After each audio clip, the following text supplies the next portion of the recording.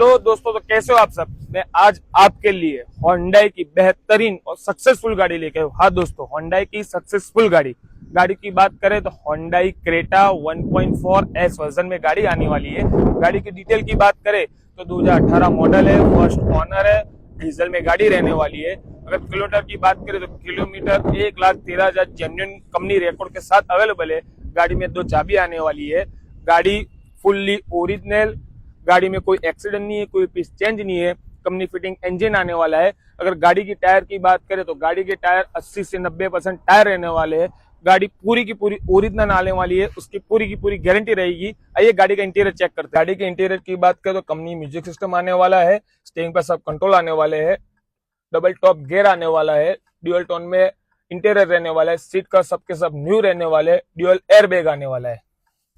की बात करें तो गाड़ी की कीमत सिर्फ और सिर्फ 8 लाख रुपए रहने वाली है। और गाड़ी की डाउन पेमेंट की बात करें तो गाड़ी का डाउन पेमेंट सिर्फ और सिर्फ 1 लाख रुपए रहने वाला है। ये गाड़ी आपकी हो सकती है सिर्फ और सिर्फ 1 लाख के डाउन पेमेंट में, बाकी की लोन हो जाएगी अगर सिविल अगर अच्छी होगी तो। ये गाड़ी लेने के लिए आज ही हमें कांटेक्ट करें, फैजान कार वाले हिम्मतनगर, नीचे दिए गए नंबर पर आज ही हमें कांटेक्ट करें। और गाड़ियां देखने के लिए आज ही हमारे इंस्टाग्राम को फॉलो करें।